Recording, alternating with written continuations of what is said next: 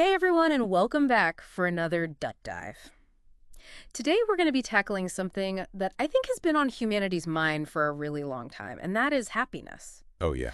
But we're not just talking about, those little bursts of joy here and there. We're really going deeper. Right. We're going to try to figure out how to cultivate a really lasting sense of fulfillment in our lives. And to help us do that, we're going to be drawing on some really incredible insights from Mihaly Csikszentmihalyi, Yes. a psychologist who spent his entire life studying this thing he calls optimal experience. It's not about winning the lottery or anything like that. Right. It's about finding that deeper satisfaction that really sticks around even when things get tough. And that raises some pretty big questions, right? Yeah. Can we actually choose to be happy? Right. Is it something that we can make happen rather than just passively receive?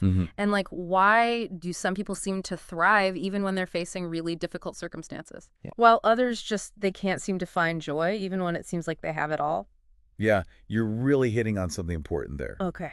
We often think of happiness as something that just kind of happens to us. Yeah. But Csikszentmihalyi's work suggests that it's actually something that we can cultivate and defend. Okay. It's about taking control of our inner experience rather than just chasing those external rewards. Think about it. This idea of happiness is like the ultimate goal. I mean, philosophers like Aristotle were talking about this centuries ago. Exactly. And yet here we are today. We have more technology. We have more comforts than ever before. We do. And yet so many people still feel like something's missing. It's a real paradox, isn't it? It is. And Csikszentmihalyi argues that it's because we've been looking for happiness in all the wrong places. Okay.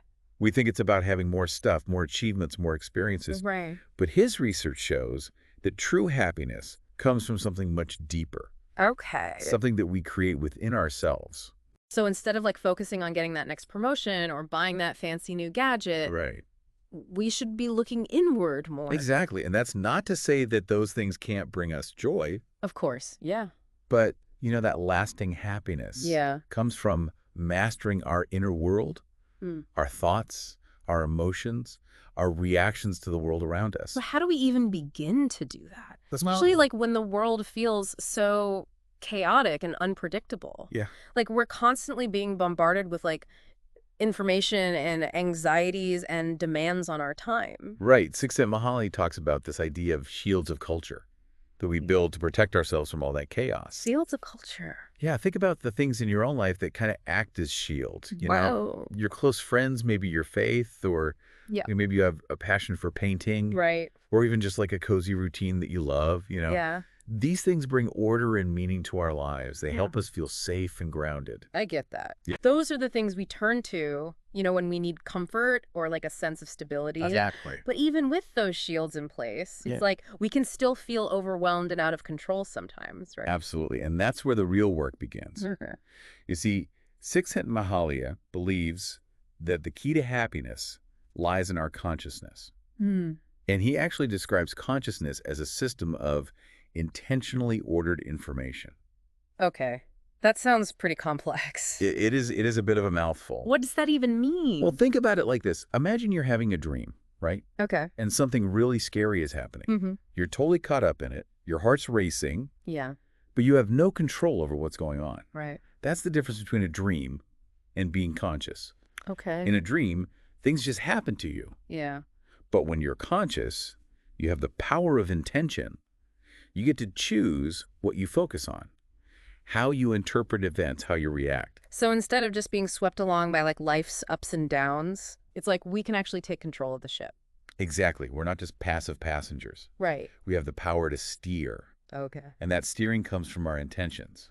Interesting. Csikszentmihalyi gives the example of someone who's fasting for religious reasons. Okay. So even though they might be really hungry, their intention to fast overrides that biological drive to eat. Wow. So our intentions can be that powerful. They really can. It's our willpower can actually shape our reality. That's a great way to put it. But what happens when our intentions get all jumbled up? When we're stressed out and we can't seem to focus on anything? Yeah. Csikszentmihalyi calls that psychic entropy. Psychic entropy. Yeah, think of it like your mind is a messy room where everything's just out of place. Okay. You can't find what you need, Yeah. and it just feels chaotic and overwhelming. Yeah. He uses this great example of a guy named Julio who gets a flat tire. And just that one little thing throws him off. It does. It's a small problem in the grand scheme of things. But for Julio, it's a major disruption. Yeah. He's worried about getting to work. He's worried about being able to afford a new tire. His thoughts are racing, and it affects his entire day. Right. That's psychic entropy at work. So it's like that one little thing throws off his whole inner world. Exactly. It makes you wonder, is there a way to avoid that? Like, Yeah. can we train our minds to be more ordered and focused? Well, that's where this concept of flow comes in. Okay. Think of it as like the opposite of psychic entropy. Okay. It's that state of effortless concentration where your energy is flowing smoothly towards your goals. It's what some people call being in the zone. So is flow just about, like, doing fun things? Well, Like, if I'm having a blast at a concert, am I in flow? it's not quite that simple. Okay. It's not just about the activity itself, but about the inner state that you bring to it. Okay. So Csikszentmihalyi contrasts Julio with two other people. E, a super successful businesswoman, and R, a scholar and a poet. Okay. And they both achieve flow in completely different fields. Right. What they have in common is their ability to direct their attention with intention. They're fully present and absorbed in what they're doing, no matter what it is. So you're saying that anyone can find flow, Right. regardless of their circumstances or what they're doing? In theory, yes. Okay. You see, Csikszentmihalyi identifies 8 key components of flow Okay. that seem to be universal across cultures and activities. Wow. He describes it as a challenging activity requiring skill. Okay, so like there's a formula for this flow state. Well, it's not exactly a formula, but Okay. there are certain elements Got it. that show up again and again when people describe being in flow. Got it. But I gotta say, it still sounds a bit abstract to me. Sure. Can you give me some real world examples of like how these 8 components actually play out? Of course. So let's start with challenge. Yeah. You know, for flow to happen, you need to be engaged in something that stretches your skills. Okay. Something that requires you to really focus your attention. Mm-hmm. Think about a rock climber scaling a difficult cliff face. Okay. You know, they're completely dialed into every handhold and every move. Mm-hmm. Their mind is clear of distractions because the challenge demands their full attention. Yeah. I bet they don't have time to worry about what's for dinner when they're hanging hundreds of feet in the air. Exactly. The challenge forces you to be present in the moment. Right. And then there are clear goals. Right. You know exactly what you're aiming for, Mm-hmm. whether it's reaching the summit or solving a tricky equation. Okay. And as you make progress, you receive immediate feedback. So it's not just about like the end result, but also No. about the journey itself. Exactly. The feeling of making progress and mastering a skill. Precisely. And that brings us to the next component, Okay. deep, effortless involvement. Hmm. You become so absorbed in the activity that everything else just fades away. Right. You lose track of time, you forget your worries. Yeah. You enter that magical state of being in the zone. Like a surgeon during a really delicate procedure. Exactly. I bet they're not thinking about their grocery list in that moment. You're exactly right. Or picture a musician completely lost in their music or a writer crafting a captivating story. Yeah. And this deep involvement often comes with a sense of control. So you're not at the mercy of like external forces or anxieties. Right. It's like you're the one calling the shots You are. and shaping your experience. That's a great way to put it. It's like a sense of freedom from like everyday pressures. Exactly. And as you become more absorbed in the activity, Mm-hmm. you also lose that nagging self-consciousness. Right. You're not worried about how you appear to others or what they might think. You're just fully immersed in the task at hand. It's like when you're having a deep conversation with someone Yes. and you completely lose track of time. Exactly. And what's fascinating is that even though self-consciousness sort of disappears during that flow state, Mm-hmm. it often returns even stronger afterward.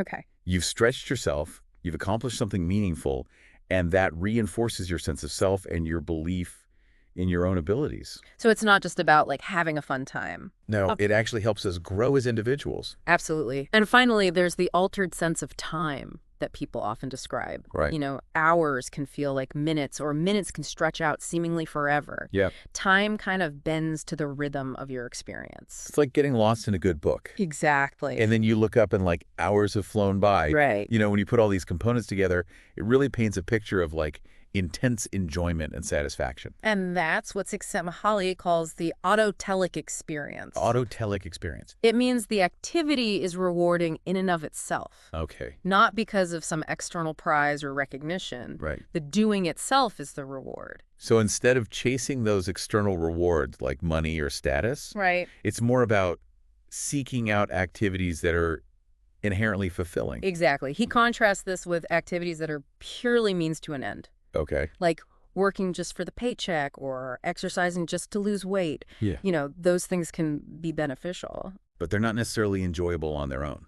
So how do we cultivate more of these autotelic experiences in our lives? Is it as simple as just like finding activities that we enjoy? Well, it's a bit more nuanced than that. Okay. Sometimes you have to push through that initial resistance, that discomfort of learning something new. Okay. You know, Csikszentmihalyi tells this great story about a man who was forced to take piano lessons as a kid, Mm-hmm. and he hated every minute of it. Oh. Years later, he heard a piece of classical music that deeply moved him. Wow. And he realized that all those years of practice had unknowingly shaped his musical appreciation and opened up this whole new world of enjoyment. So even things we might initially dislike Yeah. can become sources of joy Yeah. if we stick with them long enough Yeah. to develop our skills and appreciation. That's the beauty of it. And, you can even apply this autotelic approach Okay. to those everyday tasks that we tend to view as chores. Right. Think about gardening, for instance. If you see it as a chore, it's just hard work. Yeah.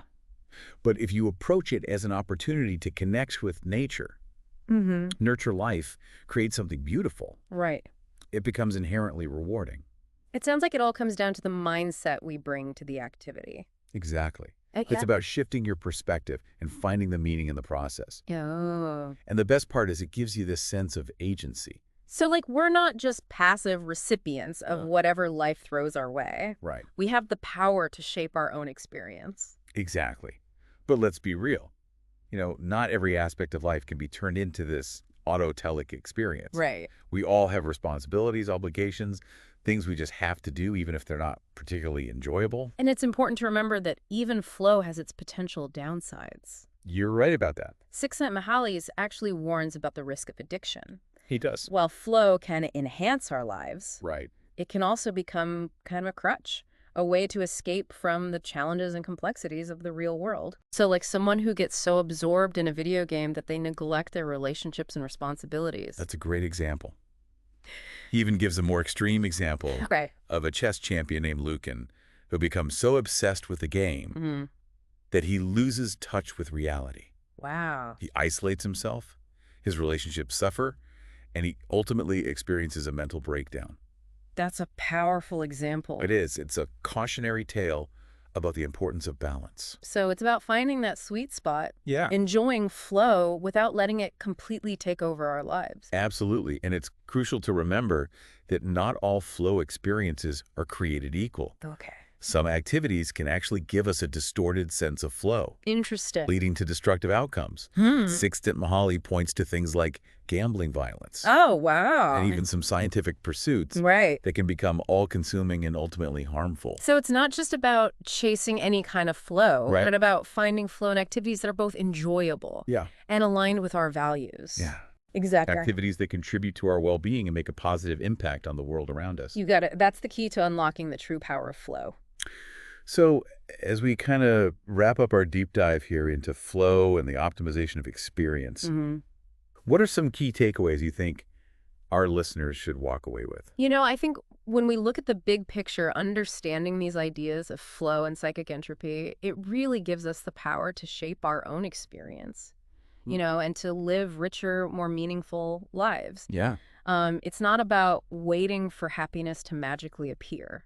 It's about creating the conditions that foster flow and minimizing that inner chaos and really aligning ourselves with our values and goals. So it sounds like instead of chasing those external rewards, Race. money, status, whatever it may be, Mm-hmm. it's more about cultivating that internal state Yes. of deep engagement and enjoyment, regardless of the task at hand. Exactly. Whether we're at work or hanging out with loved ones or just doing like everyday chores. It really applies to every aspect of life. Yeah. And, even those mundane tasks can become more enjoyable and meaningful when we approach them with intention and that willingness to find that flow state. It's like we're not just along for the ride. Right. We can actually grab the steering wheel and choose our own adventure. Precisely. Yeah. And while it might not always be easy, Right. it will definitely get thrown off. Mm. Of course, sometimes I think understanding these principles gives us a framework for Yeah. navigating those challenges and finding our way back to flow. This has been such an insightful conversation. It has. Any final thoughts for our listener? Hmm. Something to kind of ponder as they go about their day? I would ask you to think about one activity that you currently engage in Okay.